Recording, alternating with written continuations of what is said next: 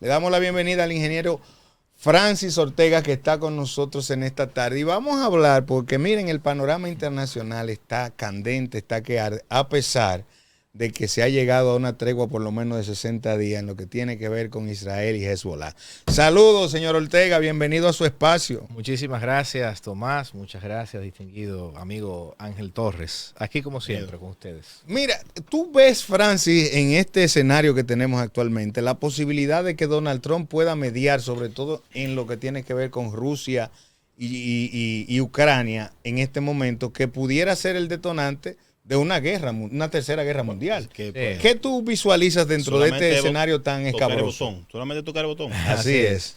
Bueno, yo creo que sí. Estados Unidos es la primera potencia mundial todavía. Y claro que tiene una gran capacidad de mediación y de poder influir en este tipo de decisiones. Yo creo que además Donald Trump ha sido claro en que quiere finalizar la guerra. A mí me parece también que Ucrania tiene muchos deseos de finalizar la guerra. Está desgastada. Está desgastada. No, y yo también creo... desaparecida. Claro, yo también creo que quien ha perdido más en esta guerra es Vladimir Putin. Sí. Claro, porque ¿qué ha ganado Putin con esta guerra? No solo eso. Él proyectó que en meses había acabado con esa... Inicialmente era una operación especial. Y ya vamos para 3 años de operación especial. Y como especial. tú dices, Ucrania tenía muy poco que exhibir, muy poco poderío. Nadie pensaba que Ucrania iba a estar ahí. Iba a tener resistencia como ha tenido. Pero por el apoyo ahí también, está. por el apoyo. Pero también hay un desgaste en el ejército ruso.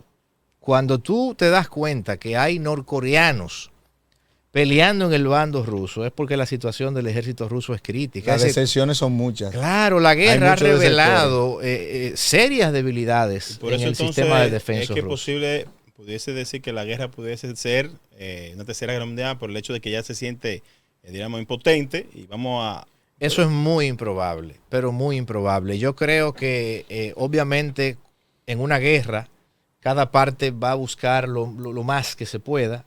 En el caso de Ucrania, lógicamente, es una posición defensiva. Su éxito consiste en no perder más de lo que ha perdido hasta el momento, pero yo creo que es francamente difícil que lo pueda recuperar. Pero habría que preguntarse, Francis, Sí. ¿por qué tuvimos que llegar hasta esperar a Donald Trump y no se ha logrado en el gobierno encabezado por Biden y Kamala Harris un freno de esa actividad bélica que se tiene en esa lucha? O sea, que hay, al final, tú decías, la que más ha perdido es Rusia, y a mi cabeza lo que llega, la que más ha perdido es la humanidad, Claro. Por la cantidad de personas que hemos perdido ahí, no solo los bienes materiales y todo lo demás. Mira, al final, el liderazgo estadounidense bajo el gobierno de Biden ha sido muy tibio.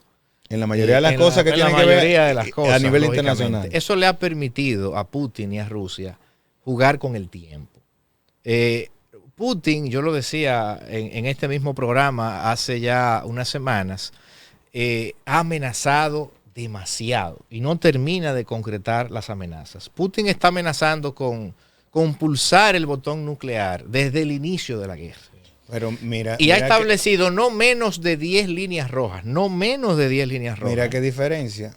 Lo que limitó muchas acciones bélicas durante el gobierno de Donald Trump fueron las amenazas. Las amenazas. Porque pero a él le resultaron. Pero lógico.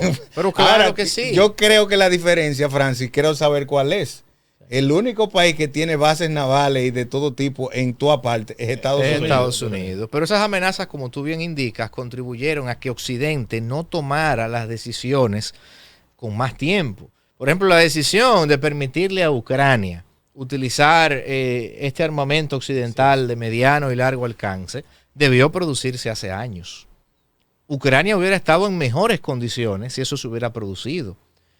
No se hizo por las amenazas. Bueno, ahora se están haciendo con todo y amenazas. Con todo y amenazas. Y Vladimir Putin, no es verdad, yo no creo en lo absoluto que autorice ningún lanzamiento de una ojiva o cabeza nuclear. Por muchas razones. ¿Tú entiendes que eso es buchi pluma nada más? Eso es buchi pluma. También se puede ver el mismo. Así es. Aunque uno no puede descartar nunca nada, ¿verdad? Pero si la bomba fuera para, no sé, para Polonia o quizás para Europa Central, pero tú vas a lanzar una bomba atómica en tu esquina. En el patio de la casa. En el patio de la casa. Eso no tiene ningún sentido. Pero además, ¿qué tú ganas con eso? Porque también tienes que analizar la rentabilidad de la guerra. Correcto. ¿Qué tú estás ganando? ¿Qué tú vas a ganar con lanzar una ojiva nuclear? Yo no veo prácticamente ningún beneficio, ni para... Todo lo contrario, ahí sí puede activar una guerra de proporciones mundiales en la que Rusia solo va a perder, porque mucha Todos gente... van a estar que Rusia es aliado de China. ¿Quién ha dicho eso? ¿Quién ha dicho que los chinos están en guerra? ¿Quién ha dicho? Están en apropiarse de los mercados. Correcto, o sea, China no es verdad que va a entrar a favor de Rusia en una eventual guerra. Y no es verdad que por más que Rusia sea la primera potencia en número de cabezas nucleares, pero son cabezas nucleares de hace cuántos años. Están obsoletas, la mayoría. Sí. Occidente, la OTAN, cuando tú sumas todas las cabezas nucleares de los países de la OTAN, superan no solamente en números, sino también en tecnología y en calidad a las rusas. Que es importante esa mención a la OTAN, porque lo que se prevé es que si ocurriera, la OTAN se unificara en torno a Rusia, o sea, para enfrentarlo. Claro. Entonces, como tú bien señalas, tendría algún tipo de ventaja la OTAN frente a Rusia. Y nadie afila cuchillo para su propia garganta. O sea, nadie va a armar una guerra donde yo sé que la llevo de perder. El principal éxito de Putin en la guerra, ¿cuál sería? Evitar que Ucrania entre en la OTAN. Ese sería su mayor éxito. Yo creo... Me imagino que eso ha sido parte de la guerra que tienen. Claro. Porque quieren que forme parte de la OTAN. Eso es parte del proceso de distancia. Entonces, yo creo que las declaraciones de Putin de esta mañana son muy importante, donde él señala que Donald Trump es una persona inteligente, con mucha capacidad. Eso ya te está diciendo a ti que viene de alguna manera suavizando el terreno para si hay una negociación, de si es la mediación internacional. Señores, hace meses que esa gente quiere salir de eso. Los rusos no están en pelear. Los rusos no están en eso. Y los ucranianos, lógicamente, sienten una necesidad apremiante. Es un país más pobre hoy por hoy de Europa.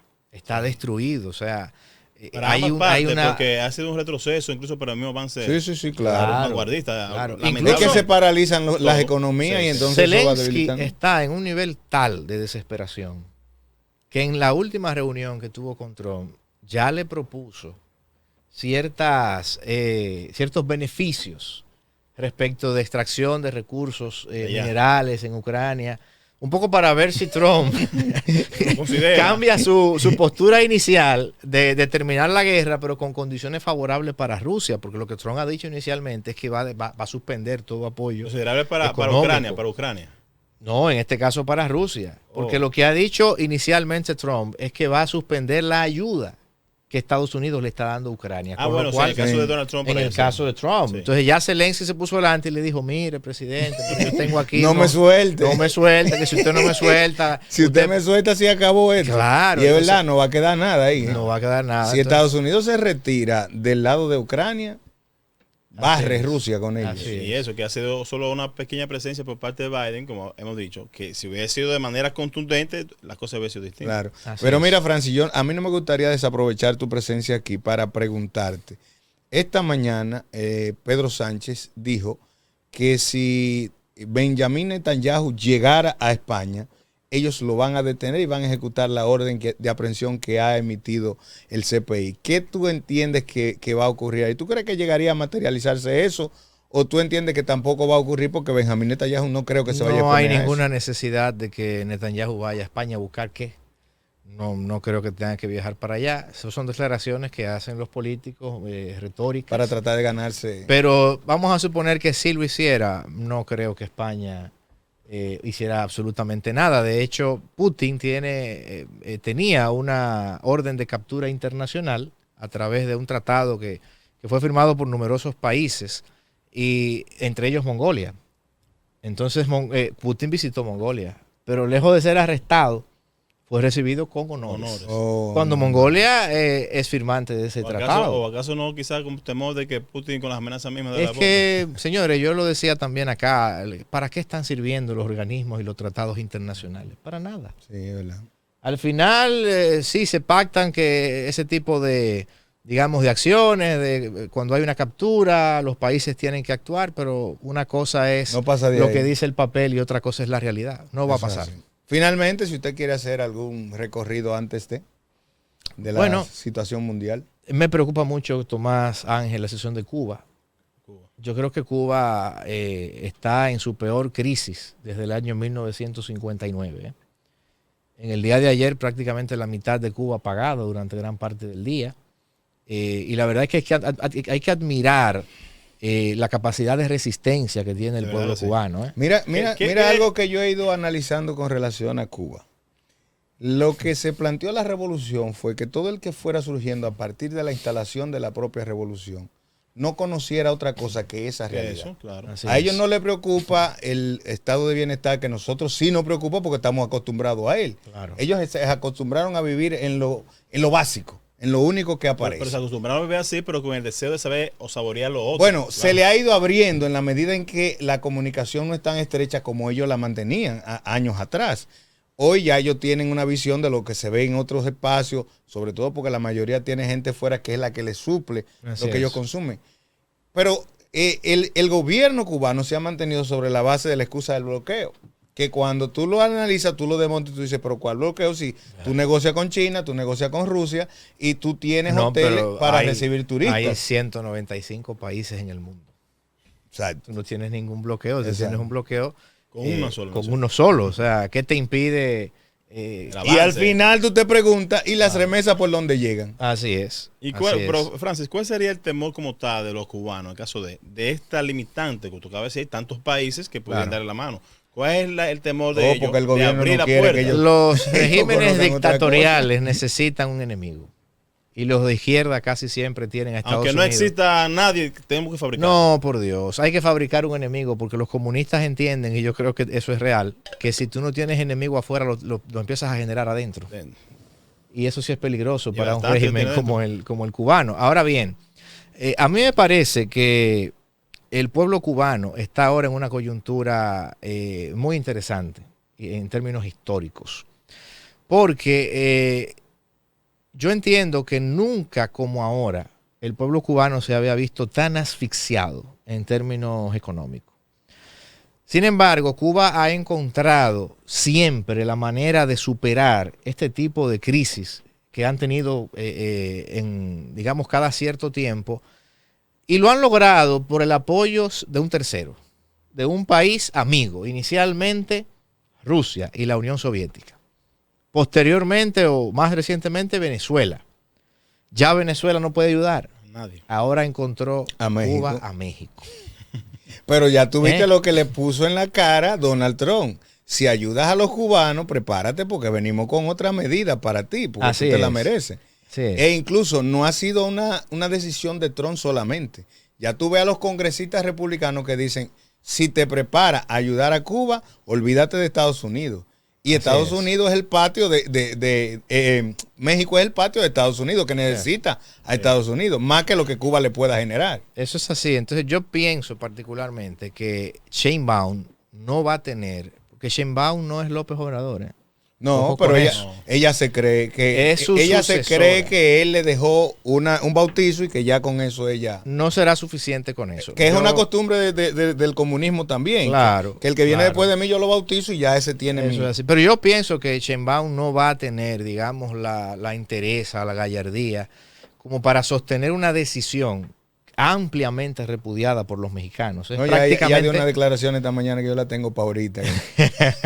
Que ella ya lo suavizó. Entonces pienso que en esta coyuntura el régimen, de hecho, por ejemplo, China ya le está exigiendo a Cuba que realice reformas importantes para introducir elementos de una economía de mercado. Es que lo hemos hablado mucho aquí, el caso de China mismo, un país que muy bien está dentro de su forma popular, dictador, pero en la sociedad ampliamente capitalista. Sí, es más economía de mercado. Entonces le ha dado resultados. Eso mismo quisieran ellos con Cuba en este aspecto. Vamos a abrir, vamos a cambiar. Pero es que Cuba es tan especial que tú buscas las declaraciones de esta semana de Pepe Mujica, donde dice, no, lo que pasa es que Cuba es otra cosa. No lo mezcle con Venezuela ni con Nicaragua, independientemente de que se parezcan.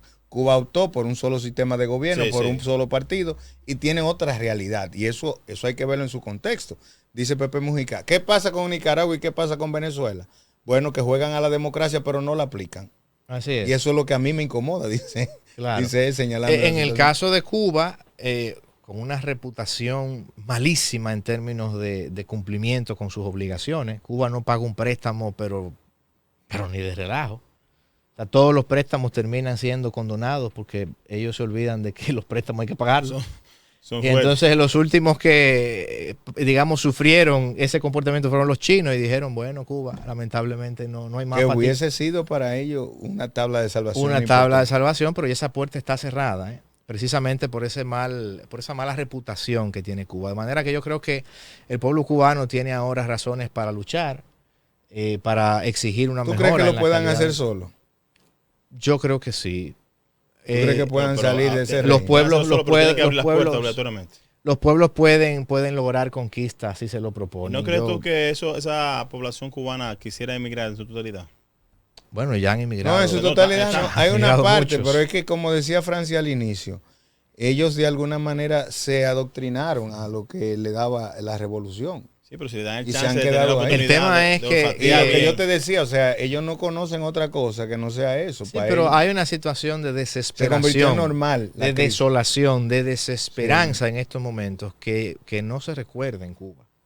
Y yo creo que ese puede ser el caldo de cultivo. No voy a hablar aquí de un movimiento revolucionario, no, es imposible en Cuba, porque primero la población está desarmada, Ujú. hay demasiados elementos, digamos, paramilitares. El régimen, Cuba fue que se inventó eso de los paramilitares. Hermano, los colectivos que hay en Los colectivos de Venezuela fueron llevados por ahora los en cubanos. Nicaragua, En Nicaragua. legalizados constitucionalmente. Para Es una mí, creación de el Cuba. gran problema de América está en Cuba. Así es. Porque ellos están exportando su estilo de manejar las cosas a otros países y eso a la larga solamente va a perjudicar a la región. Eso no tiene otro término que no sea en hacer colapsar todo lo que tiene que ver con la región. Sí, pero por lo pronto y digamos en el mediano plazo, cambios estructurales importantes en la economía cubana, cambios importantes en la inversión, en la estructura social, yo creo que eso se puede ir logrando. Pero es que yo creo que al gobierno no le interesa, porque eso va a generar de alguna manera prosperidad. Y esos gobiernos no se mantienen donde hay prosperidad, porque en la medida en que tú tienes prosperidad vas necesitando y vas requiriendo más cosas que yo como gobierno no quiero que las tenga. Tiene que Porque crear necesidad. te va alejando de... Mantener necesidad. Claro, que tú tengas que depender obligatoriamente claro. del gobierno, que yo te tenga que dar 2 libras de arroz y 3 de habichuela para que tú sobrevivas en esa semana. Así es. Entonces, en eso es que ellos se basan y se fundamentan, porque como decía Francis, ¿cuántos países restan después de Estados Unidos? Así es. Dime que Estados Unidos no existe y vamos a darle con todo para adelante. China. Claro. China tenía todos los impedimentos del mundo con América por el asunto del transporte de lo que producían y buscaron todas las formas. Bueno, ya están anunciando otra ruta más corta hacia América para que tú entiendas, porque ellos viven generando ideas para expandirse por el mundo. Cuando tú buscas Santiago, tú dices, ¿y tú esta tienda de los chinos, con qué que la van a llenar? Y a diario tú ves que es full de gente. Y son tiendas. Pero súper tienda. Super tienda, así es. Bueno, Francis, finalmente, Distinguido, una vez más, muchísimas agradecido de gracias. usted porque usted siempre trae esos temas que nos ponen de alguna manera a generar otras ideas fuera del patio. Gracias a todos nuestros amigos que nos ven y nos escuchan. Gracias. Señores, nos Gracias. vamos a la pausa y regresamos con más del Congreso de la Tarde. No le cambie, Coco TV. Después de la pausa, aquí continuamos.